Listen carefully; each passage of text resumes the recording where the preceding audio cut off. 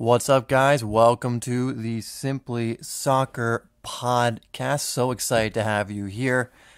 Talking about a few things this week, but first off, let's go over the sponsor for this podcast. And the sponsor is, of course, the Simply Soccer Academy. For those of you who do not know, on that page, you can access my free confidence course. It's a free 7-day course, no strings attached. It's just free, helps you work on your confidence as a player and as a person. Go check that out. You can also find my other courses on there, including Ultimate Soccer Skills, which is my main one, which is going to help you improve your soccer skills drastically in 30 days. So you'll want to check that out, and also check out the Best of the Best, which is another great product you can look at. All of that stuff will be in the description and in the comments. If you are interested, go check them out.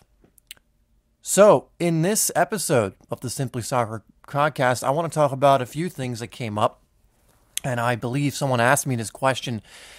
And it was a question about, I believe, opportunity cost. And so what I'm going to talk about today is exactly that, opportunity cost. And also, I'm going to go over something I actually posted on Instagram recently. And it's the stages of growth. And we're going to talk about specifically for footballers. And the actual post is called Faster Growth, and kind of the way to start growing faster. And this can be applied to anything, but we'll apply it to football, and we'll apply it to other stuff too, just regular life. You know, it's really funny when I post something like this on Instagram, it never does quite as well. But I always post it anyway because I know it's helpful. It doesn't really help my account grow, doesn't really help me in that way. But I know for the people who are looking to grow, it is helpful. So I still post that kind of stuff. Anyway, let's start there, actually. We'll start at faster growth because opportunity cost, although is a great idea and is something I want you to be aware of, it kind of ties in to faster growth. So in this post, I essentially went over 4 things that are going to help you grow faster, and I did them in steps. Essentially, make sure you do this, then you can move on to this, then this, then this. And the first thing is something I go over all the time, and it's obviously consistency. Is in the first step of growth, as growing as a player, getting good at something, you have to consistently be practicing.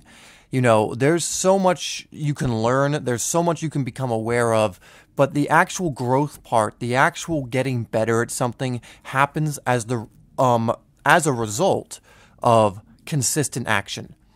Action is what's going to help you improve. Now, blind action isn't necessarily good. I would argue that blind action is usually better than no action at all, but blind action isn't necessarily good. The analogy I give is, the person who knows what to do but won't do it is like a person who's in a big room and it's dark, but they have a candle. And they know what they have to go, they know where they have to go, they know what they have to do, but they just won't move. And the opposite is the person who has no idea what to do, they have no awareness and no knowledge, but they're moving all around this dark room without a candle, without a light, and they're bumping into things, they're knocking shit over. But eventually, they're going to find something that works. That's trial and error. However, the best scenario is you have the candle, you have the light, and you take action. You light up the candle, you have the awareness and the knowledge, and you see the path, and you're like, oh, I just need to go down that way, and you start taking the first few steps. However, the first thing you're gonna need is the consistency of action. This is the first step in growth. In this way, I think having that awareness and knowledge is important, but consistent action. So, as a footballer, the first question you need to ask yourself is, am I taking consistent action? Am I training consistently? Am I eating properly consistently?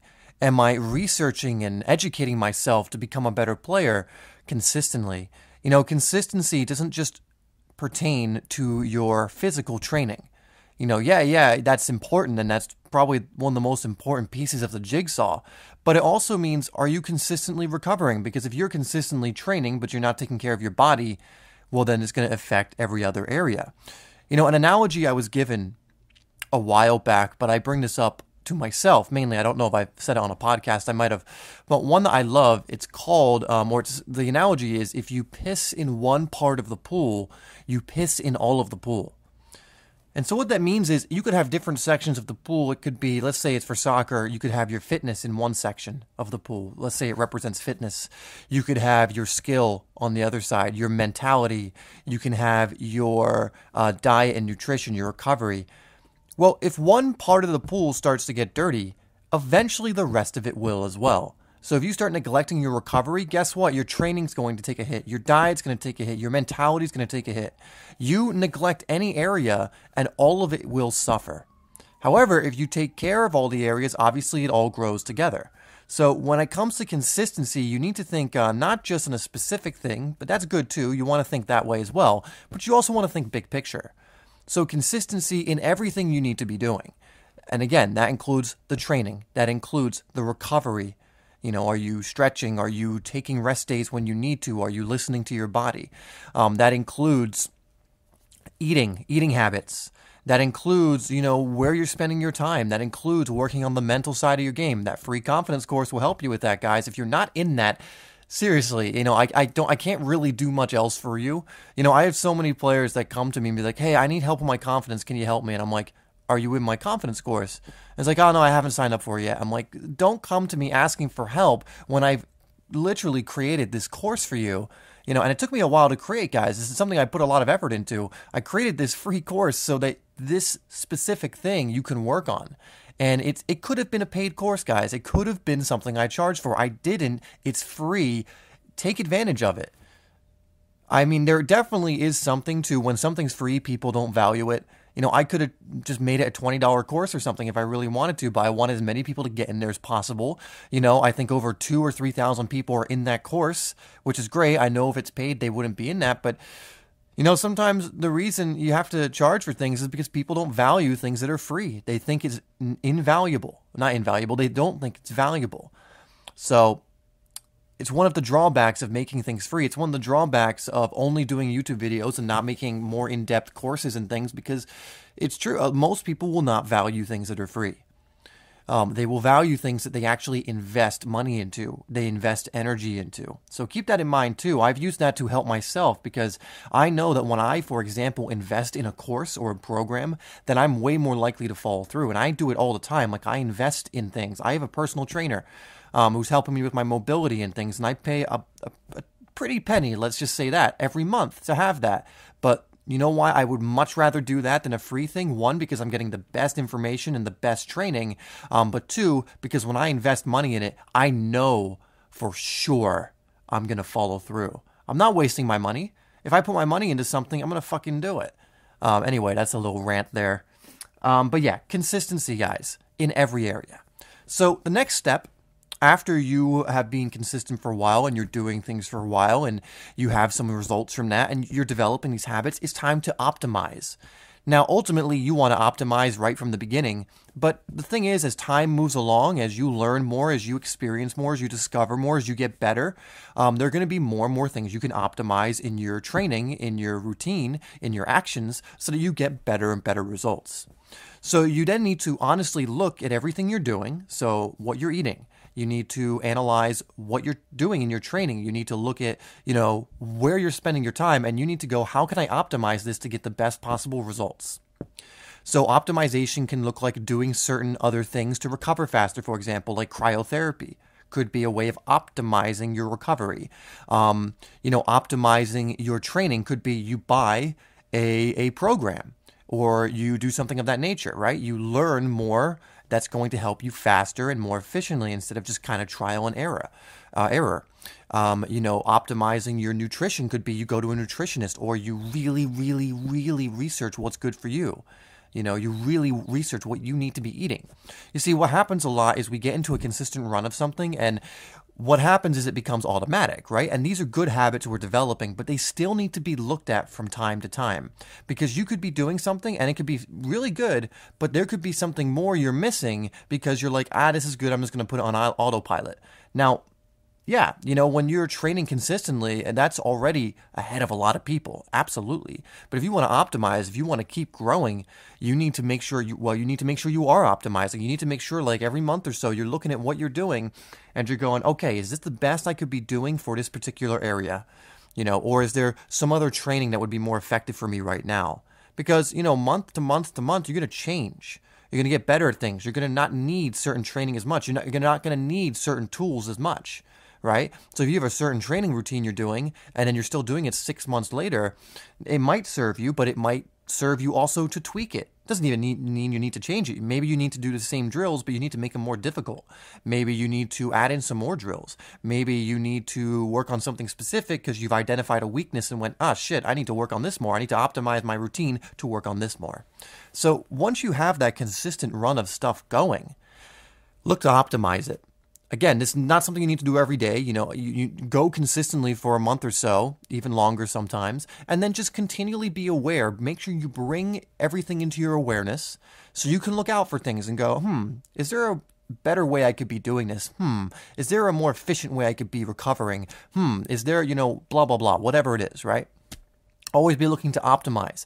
And again, this does not need to be one big thing. This is something you do over time. Even if you can improve something by 1%, that's great over time. You improve something by 1% over time, eventually, it gets 10%, 20, 30% better. And if you look at where you were initially versus where you are then, it's going to be a huge difference. So this does not need to be some dramatic, drastic change. These can be incremental, small things that you change and optimize for, something that's going to help you grow over time, and then as long as you stick with it, it's going to work. And then you, again, apply it consistently.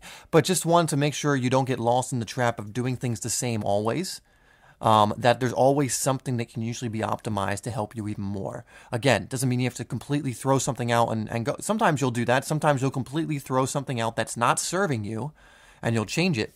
But a lot of times it will just be a tweak here and there, right? A 1% degree shift.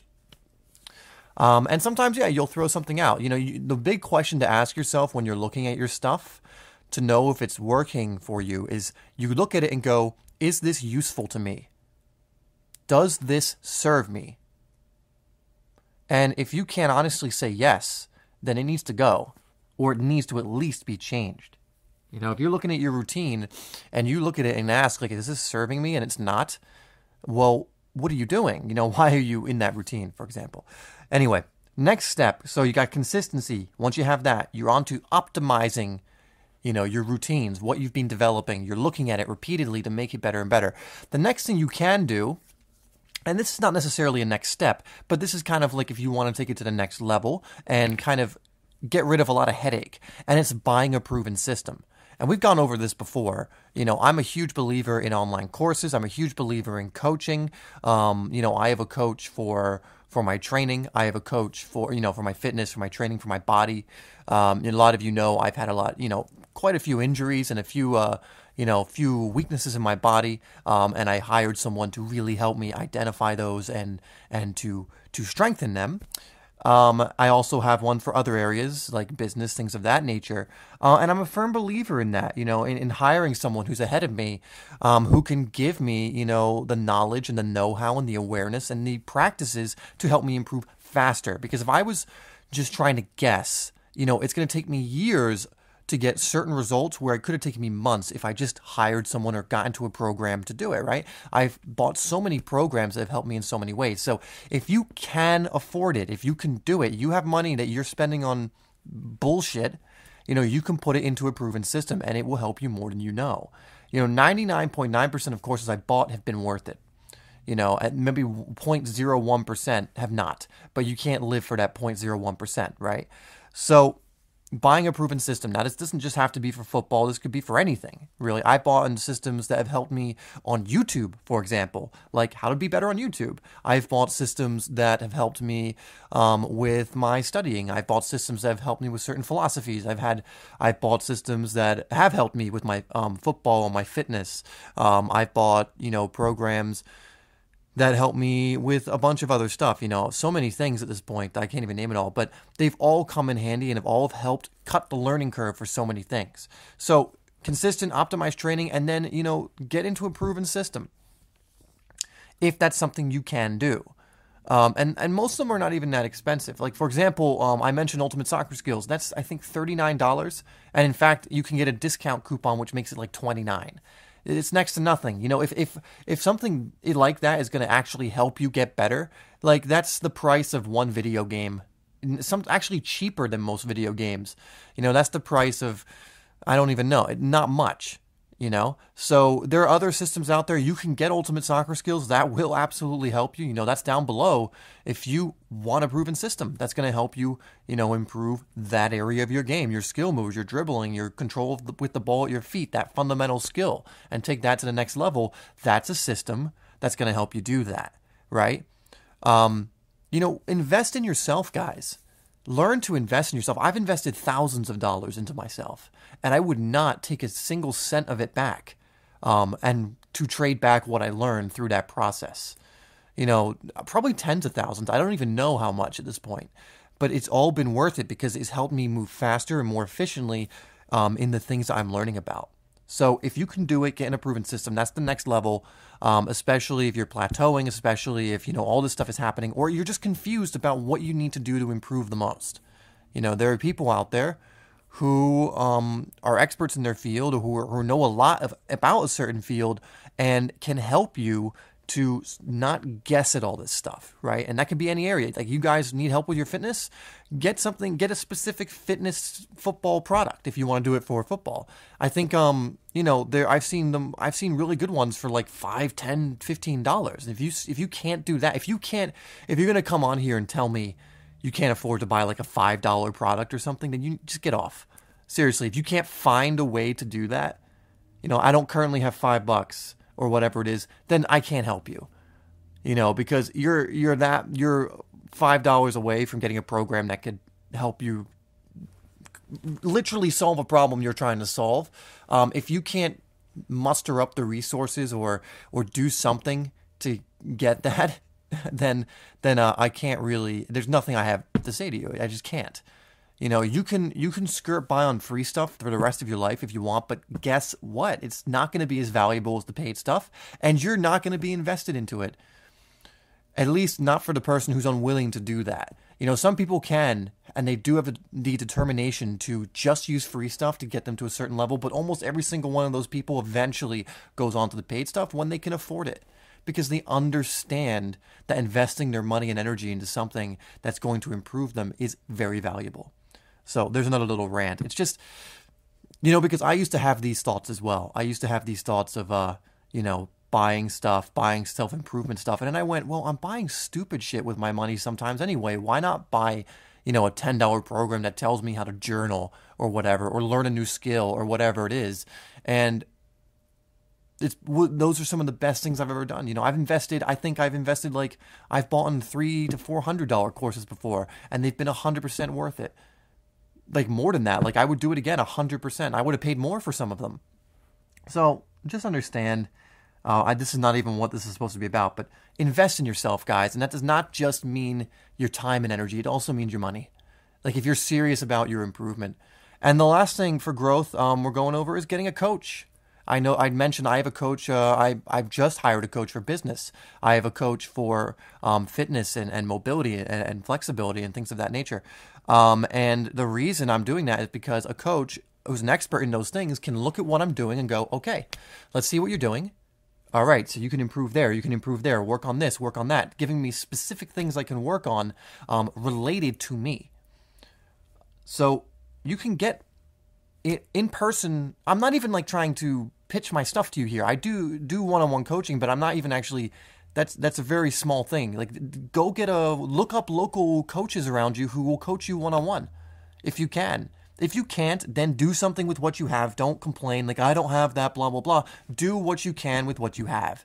I don't want to hear like, well, I can't do this, I can't do that. Well, don't focus on that then. Focus on what you can do. I don't want to hear about what you can't do. I want to hear about what you can do. And if you focus on what you can do, you'll eventually find that you'll get to a point where you can do these other things because you stopped focusing on these bullshit can'ts and started focusing on the things you can actually do. Man, I'm very ranty today. I don't know, sometimes this gets my blood boiling. Anyway, the last part of the faster growth is getting a coach. And there's so many studies to prove this. You can read the book Peak and the various studies that go along with that book about how one of the best ways to improve and how the best athletes improve is they have personal coaches. Again, if you can't get one, don't want to hear it, do what you can. Start on step one, just consistent practice, because I know some of you are going to tell me I can't get a coach, I can't afford it, but they're the same people who are also not even going out there and practicing consistently or optimizing their training. So, let's start on step one before we try and jump to step 10 here.